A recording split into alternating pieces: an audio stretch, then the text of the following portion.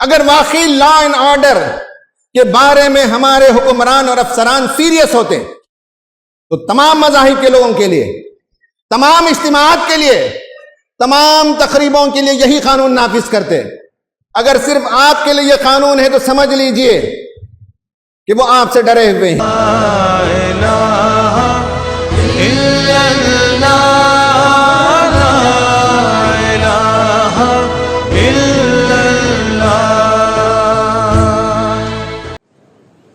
دیش بھر میں آج عید الفطر کا تہوار بڑے ہی دھوم دھام سے منایا گیا۔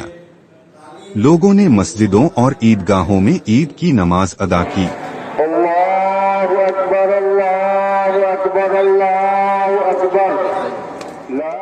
دلی استھت جماعت اسلامی ہند کی مسجد میں ہزاروں کی تعداد میں مہیلا اور پروشوں نے عید کی نماز ادا کی۔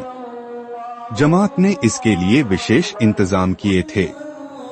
دیش میں کئی جگہ نماز ادا کرنے کے لیے لوگ وقف بل کے ورودھ میں کالی پٹیاں باندھ کر پہنچے۔ آئیے سنتے ہیں جماعت اسلامی ہند کے وائس پریزیڈنٹ امین الحسن دوارا دیا گیا عید کا خطبہ۔ اللہ اکبر، اللہ اکبر، اللہ اکبر، اللہ اکبر، اللہ اکبر، اللہ اکبر، اللہ اکبر، اللہ اکبر، اللہ اکبر۔ الحمدللہ رب العالمین والصلاة والسلام علی رسولہ الامین وعلى آلہ واصحابہ اجمعین الی یوم الدین۔ اللہ اکبر، اللہ اکبر، لا الہ الا اللہ، واللہ اکبر، اللہ اکبر وللہ الحمد۔ قال اللہ تعالی فی القرآن المجید فاعوذ باللہ من الشیطان الرجیم افحسبتم انما خلقناکم عبثا وانکم الینا لا ترجعون۔ خواتین و حضرات، آج عید کا دن ہے۔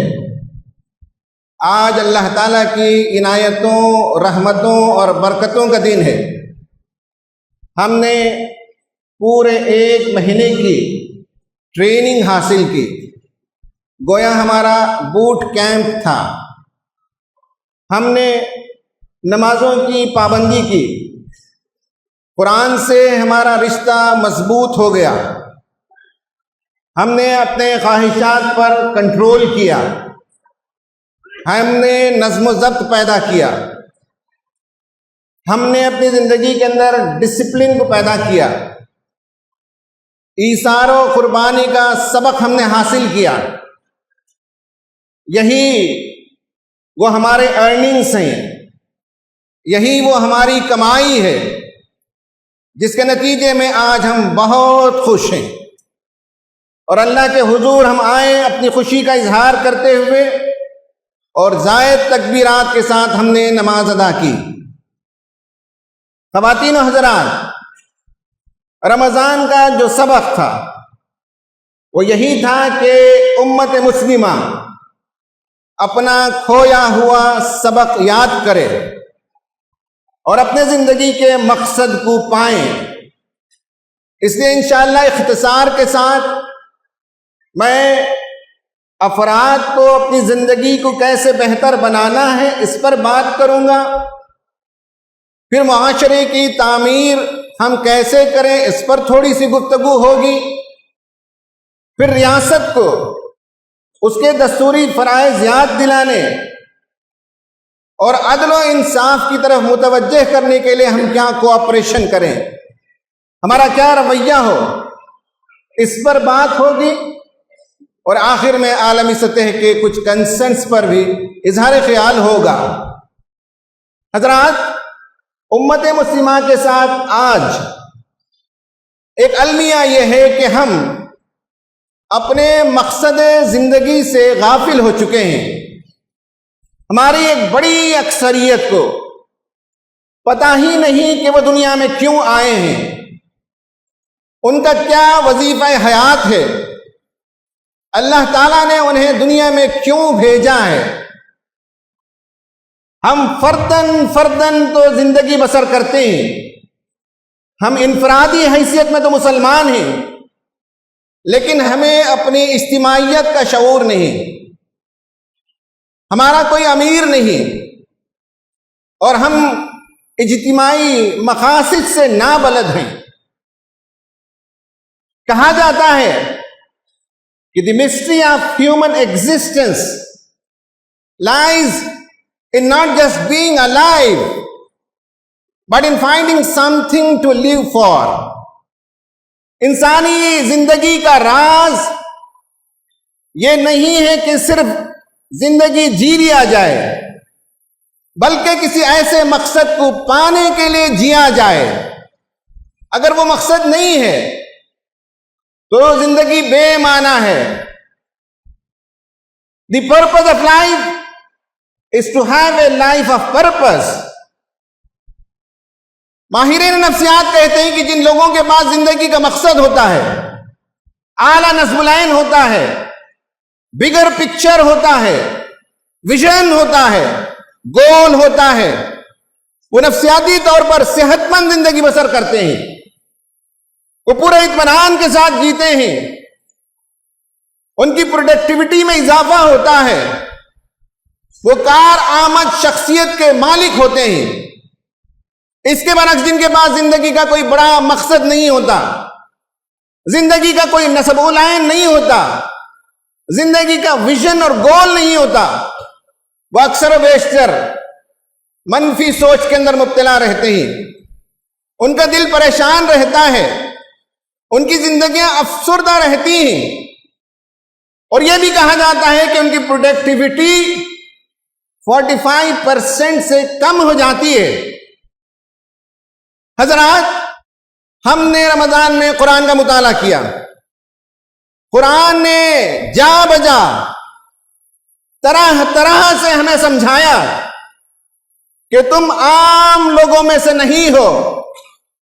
تمہیں اللہ تعالیٰ نے زمین میں خلیفہ بنایا. ویسے سارے انسانوں کو خلیفہ بنایا، لیکن ہم میں سے کتنوں کو احساس ہے کہ اللہ تعالیٰ نے ہمیں زمین پر خلیفہ بنا کر بھیجا؟ ہم اس کے نائب ہیں، ہم اس کے جانشین ہیں. کائنات میں اللہ تعالیٰ کے قوانین کی فرما روائی ہے. زمین میں اللہ تعالیٰ کے قوانین کو نافذ کرنے کی ذمہ داری اللہ تعالیٰ نے ہمیں عطا فرمائی. ہمیں بار بار کہا گیا تم بہترین امت ہو، تم اعتدال والی امت ہو، تم خیر امت ہو، تم دنیا میں نیکی کا حکم دیتے ہو، تم برائیوں سے روکتے ہو، خیر کی دعوت دینے والی تم امت ہو. آج اس مشن سے ہماری بڑی غفلت ہے. خواتین و حضرات، یہ کام اجتماعیت کے بغیر ممکن نہیں ہے.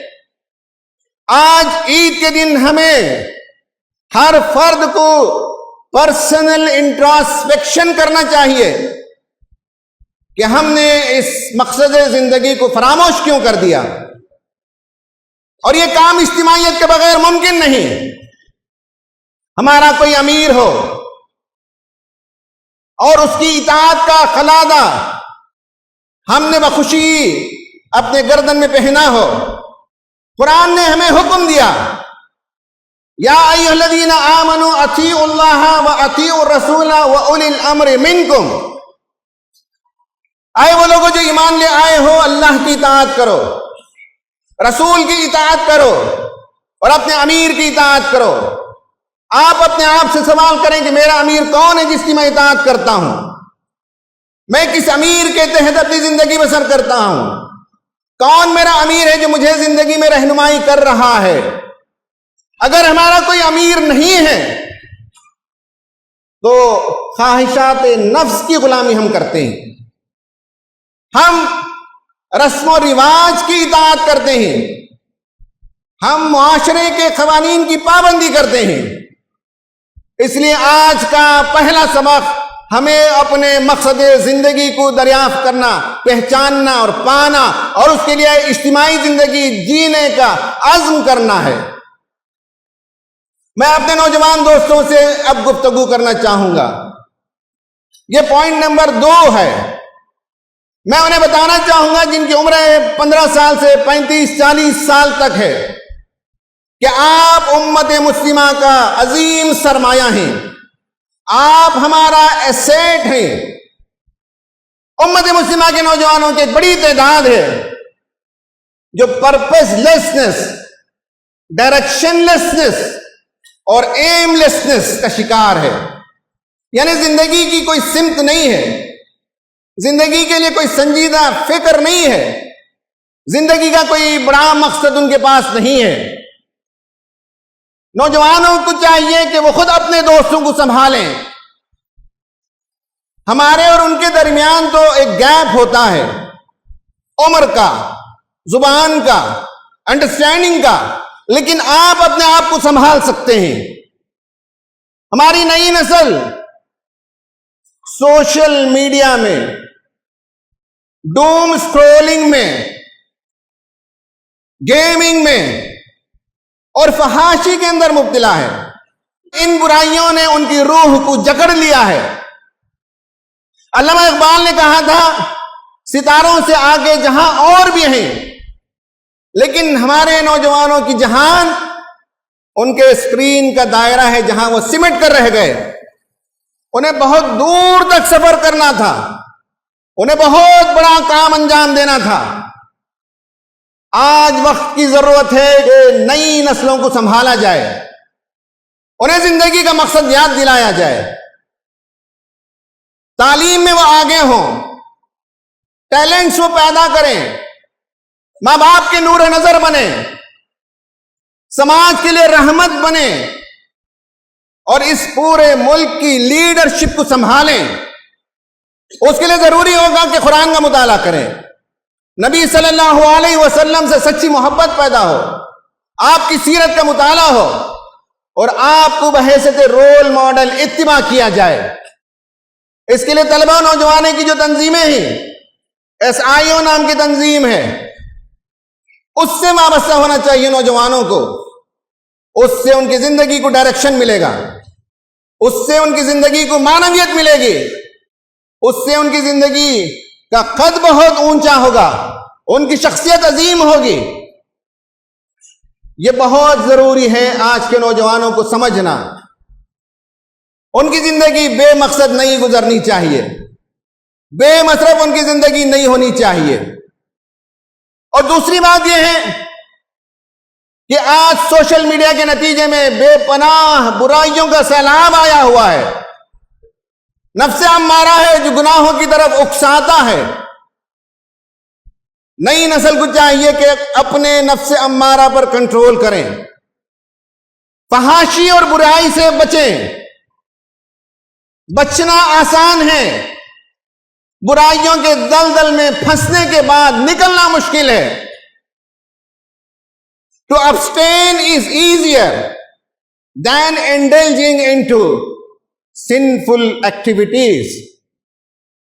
Once you get indulged, جب آپ اس کے اندر داخل ہو جائیں گے, you've got only 2 options and both the options are harder.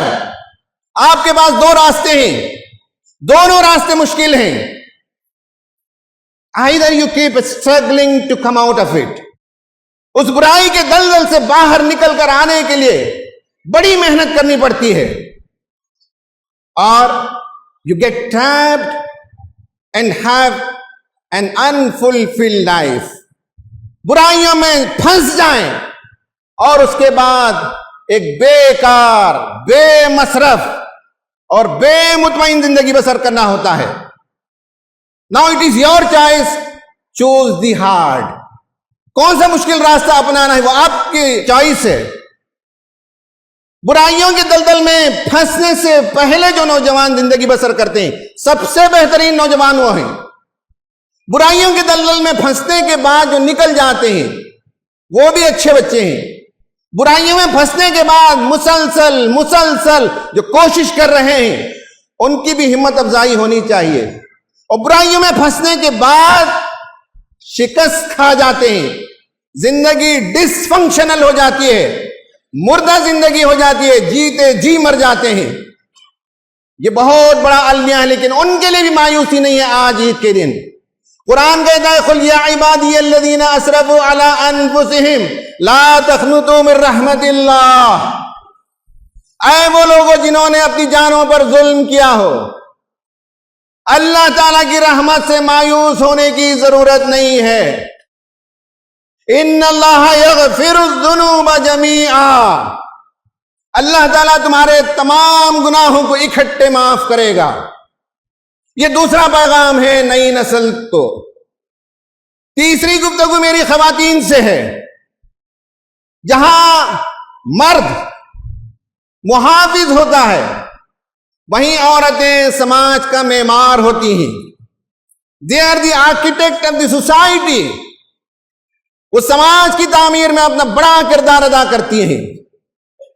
انہیں یہ یاد رہنا چاہیے کہ صرف چولہا چکی ان کی زندگی نہیں ہے، اس کے علاوہ بھی بہت بڑا رول ہے جو انہیں پلے کرنا ہے۔ ان کے سامنے حضرت خدیجہ رضی اللہ تعالی عنہا کا ماڈل ہے کہ کس طرح سے وہ ایک با اثر شخصیت کی مالک تھیں، سماج میں بڑا وزن رکھتی تھیں، وہ ایک بزنس مین اور انٹرپرینر تھیں۔ نبی صلی اللہ علیہ وسلم کو ان کے نبوت کے مشن میں بھرپور سپورٹ کیا۔ ہماری خواتین کو چاہیے کہ اپنے شوہروں کو دین کے کام میں آگے بڑھائیں، ان کے قدم جمائیں، انہیں سپورٹ کریں، انہیں موٹیویٹ کریں اور کہیں کہ جائیے آپ اللہ کا دین غالب کیجئے، اس کے لیے کام کیجئے۔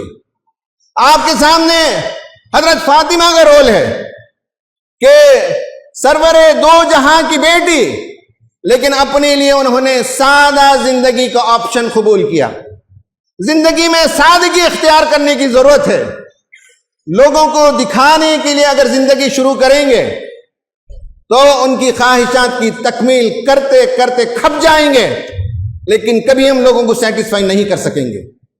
آپ کے سامنے بی بی عائشہ صدیقہ رضی اللہ تعالی عنہا کا ماڈل ہے کہ وہ ایک عالمہ خاتون تھیں، وہ باصلاحیت خاتون تھیں، وہ صحابہ کرام کو درس دیتی تھیں، وہ ہائیلی انٹیلیکچوئل تھیں۔ ہماری ماں اور بہنوں کو یاد ہونا چاہیے کہ ان کا درجہ اللہ تعالیٰ نے کم نہیں کیا ہے۔ ان المسلمین والمسلمات والی آیت میں دونوں کو اللہ تعالیٰ نے ایک سا خطاب کیا، دونوں کے بارے میں دوسری جگہ کہا بعضهم اولیاء بعض، تم ایک دوسرے کے ساتھی ہو، تم ایک دوسرے کے رفیق ہو، تم ایک دوسرے کے دین کے کاموں میں پارٹنر ہو، تمہاری بھی ذمہ داری ہے امر بالمعروف نہی عن المنکر۔ اور خاص کر میں لڑکیوں سے کہنا چاہوں گا کہ تعلیم پر توجہ دیں، قیادت کی صلاحیت اپنے اندر پیدا کریں اور طرح طرح کے ٹیلنٹس کو اپنے اندر پیدا کیجئے۔ لکھنے کی صلاحیت، بولنے کی صلاحیت، art of public speaking, computers کی صلاحیت، content generation, content writer, video editor, اس طرح کی بے شمار صلاحیتوں کو پیدا کیجئے اور ان صلاحیتوں کے ذریعے دین اسلام کی خدمت کیجئے۔ نمبر 4، ہمیں اپنے معاشرے کو اسلامی معاشرہ بنانا ہے۔ ہمارے معاشرے کے اندر بے شمار خرابیاں ہیں اور ہمیں اس کا احساس ہے۔ ہماری شادیاں غیر اسلامی طریقے پر ہو رہی ہیں، ہمارے نوجوان ڈرگ کے عادی بنتے جا رہے ہیں، ہمارے گھروں کے اندر لڑائی جھگڑے عام ہیں، معاشرے کے اندر اور بہت سی خرابیاں ہیں۔ اور ایک بہت بڑی خرابی یہ ہے کہ یا تو اجتماعیت کے بغیر جیتے ہیں یا پھر کہیں چھوٹی موٹی اجتماعیتیں قائم ہوتی ہیں تو ان کے اندر انتشار پیدا ہوتا ہے۔ ہمیں اس بات کا احساس ہونا چاہیے کہ دشمن کی وار اس وقت کامیاب ہوتی ہے جب ہماری دیواریں کمزور ہوتی ہیں۔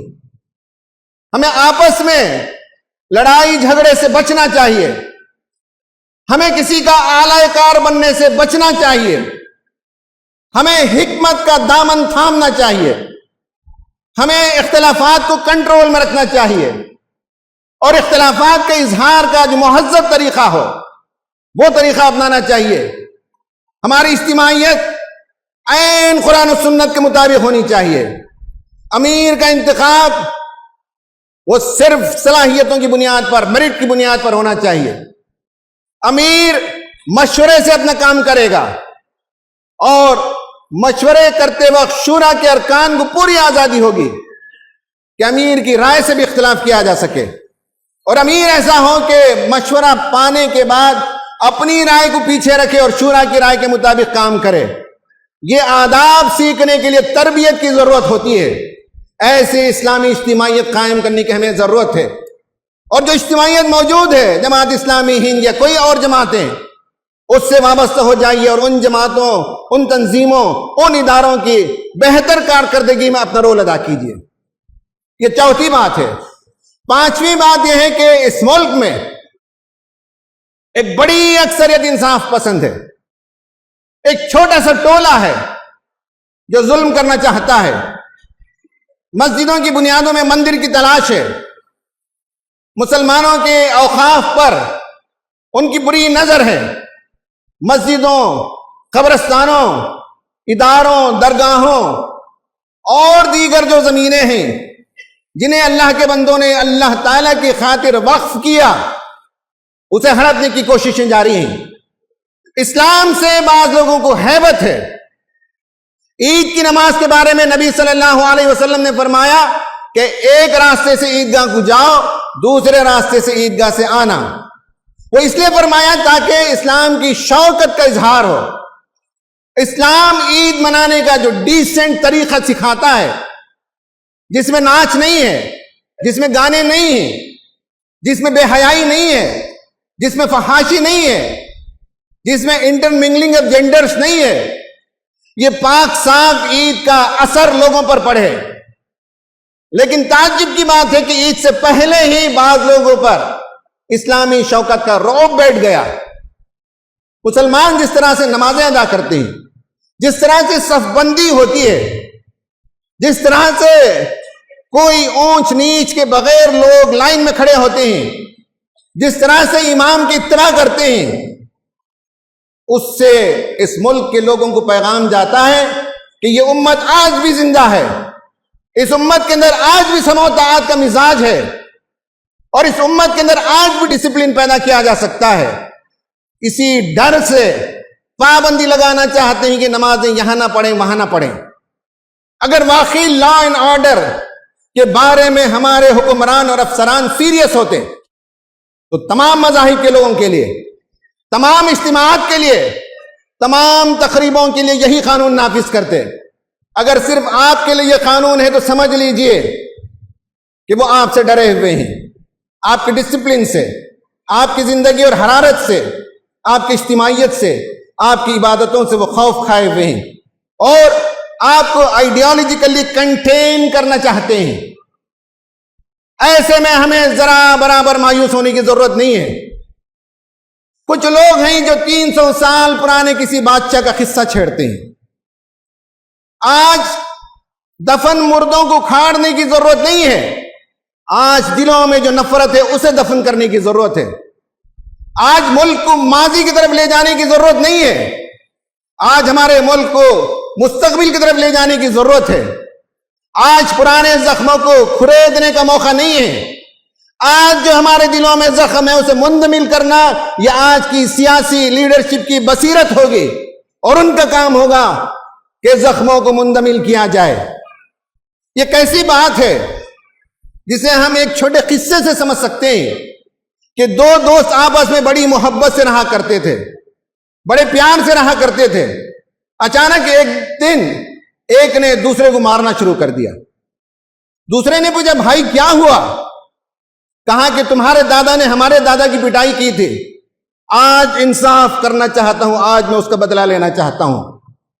یہ انصاف نہیں ہے، یہ عقل مندی نہیں ہے، یہ سمجھداری نہیں ہے، یہ نفرت کا بازار گرم کرنا ہے، یہ نفرت کی سیاست ہے جسے ہوا دی جا رہی ہے۔ اور ہمیں اس ملک کے سچے خیر خواہ کی حیثیت سے مثبت رول ادا کرنا ہے۔